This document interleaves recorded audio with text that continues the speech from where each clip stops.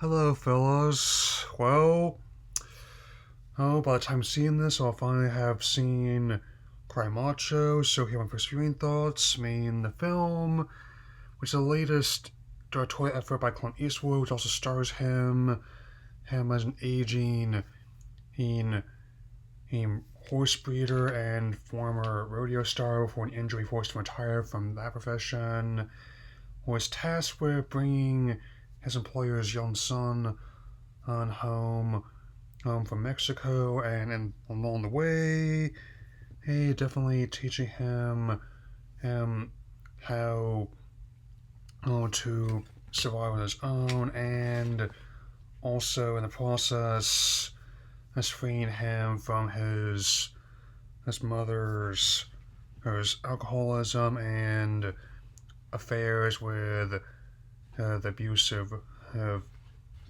stepfather. So and and even with some of the things I may not agree with everything that Clint has said off camera in the past, as I can definitely understand why he keeps getting work and why he keeps making movies, because and both in front of and behind the camera, his experience definitely shows. Like the presentation of this film, which is based on a novel of the same name, definitely shows that still knows how to make a compelling narrative on screen and make it look good visually. It's very much like something like a new Old West kind of one, like how, while the traditional Western and maybe a thing in the past, the new Old West one, which subverts some aspect of the genre in some way, is still very much a thing. And in fact, my favorite film has Unforgiven definitely helps cement that idea. I mean,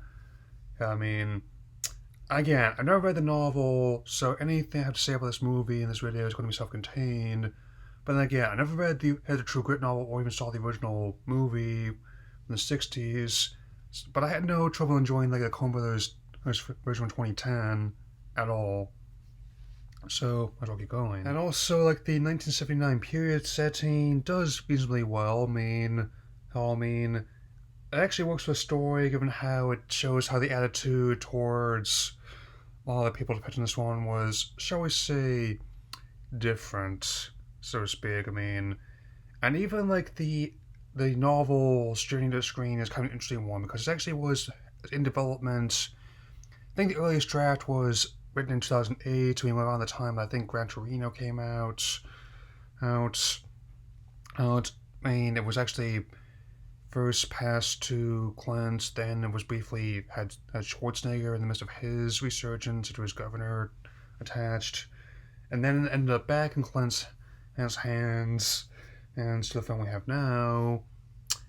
And in terms of quality, given how the variety and the variance of quality he starred in and made in his lifetime, I will say this: I think it's all right.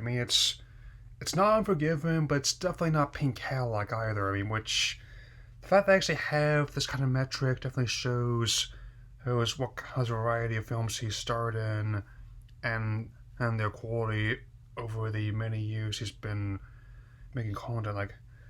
And even with me only being only under a third of his age at best, being someone who's known people, even just seeing him when he's just on TV on Rawhide, it's definitely I like how they worked his age into the story, and I feel some way about it. I do like the little things, like how the plot may not be the most complex, except helps that it's anchored by a very strong performances from both him as Lee as well as the supporting cast, like how like which is vital when you're making this kind of bond, the emotional center of your story, right? And if you're meant for something better than just us trying to pickpocket your way across country lines and just getting into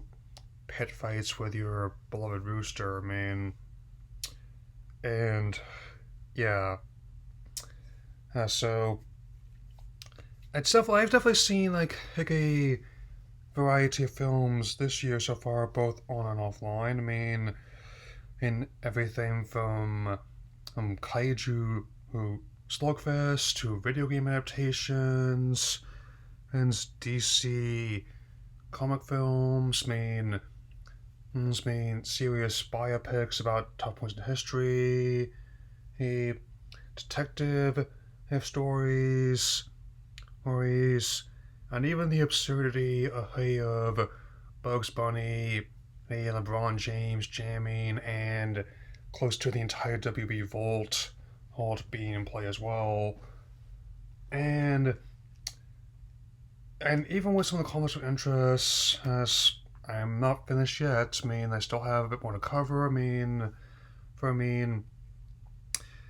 currently occupied with other work by the time you see this. But